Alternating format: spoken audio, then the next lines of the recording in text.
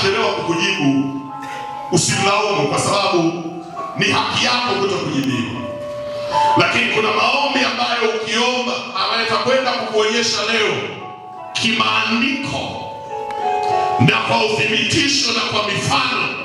Asipokujibu hapo, unaweza walau kaanza kulalamika kama Habakuki kwenye sura ya 2 mstari ule hasa wa 2 anaposema nimesikia habari, ile sura ya 3 lakini mstari wa 2 sura ya 2 anasema nami nitasimama kwa zamu yangu mpaka nione hilo ambalo Bwana atanijibu kwa habari ya kulalamika kwangu. Kwa hiyo akaanza kulaumu kwa sababu anaona mbona nimesimama katika haya.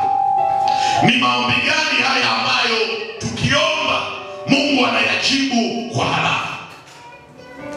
Nitasoma kwenye kitabu cha Isaya sura ya 41 na ule mstari wa 21. Leteni maneno yenu, asema Bwana, toeni hoja zenu zenye nguvu, asema Mfalme wa Yakobo. Kwa hiyo miongoni mwa maombi ambayo Mungu anataka aweze kukujibu kwa haraka ni maombi ambayo yana hoja zenye nguvu.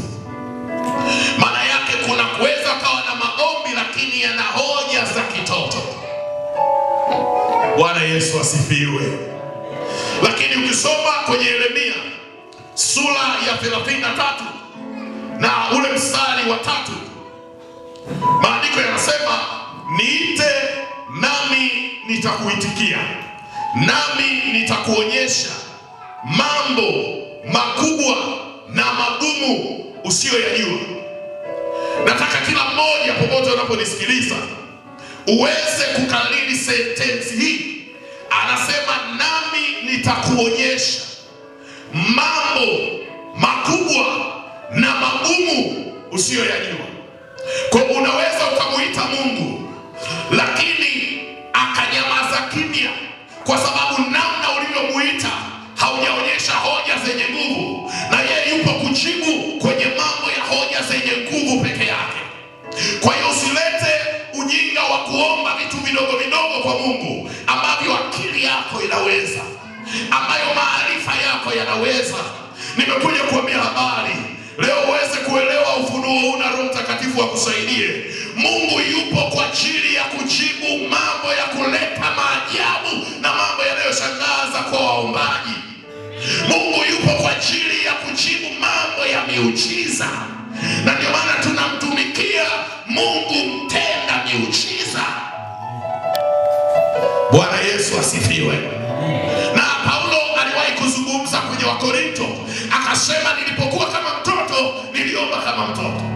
Na hali kadhalika wewe ukiwa mtoto mdogo unaomba mzazi wako, ninunulie mswaki, anakununulia mswaki. Ninunulie biskuti, anakununulia biskuti. Mimi na mtoto wangu mdogo pale ana miaka 5. Kwa hiyo akija kusema baba nahitaji vibastola hivi vidogo sana, anapenda sana bunduki. Vibastola vidogo najua ni mtoto namnunulia.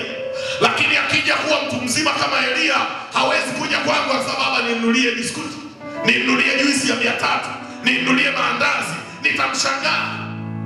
Hali kadhalika kuna Wakristo leo ambao tayari wamedumu katika wokovu, wanaomba vitu vinyonge, wanaomba mambo madogo, wanaomba mambo ambayo hata Mungu anawashangaa.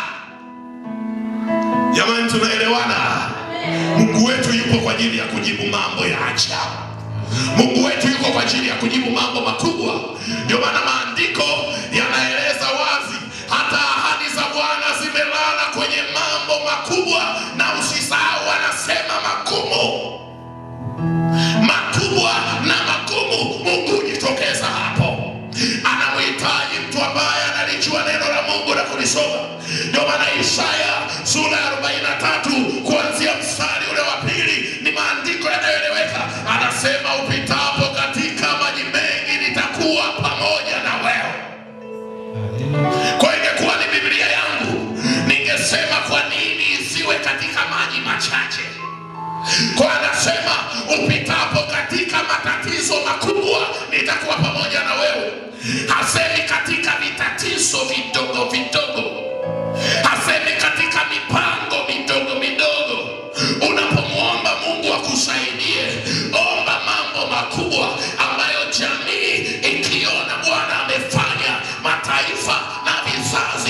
anasema hakika Mungu alikuwepo enzi. Wakati tunamfahamu nabii Elia, ndio nabii wa kwanza kuomba moto ushuke kutoka mbinguni na kulamba sadaka za miungu. Haijawahi kutokea nabii yoyote yule, lakini hili jambo sio rahisi. Akili yako inaweza kusema haiwezekani, maisha yako yakakataa, lakini kwa mwenye imani aliyemjua Mungu akadumu katika neno, ana uhakika chochote ambacho kwenye akili za wanadamu hakijawahi tokea, kwa Mungu kinaweza kutokea katika jina la Yesu aliye hai.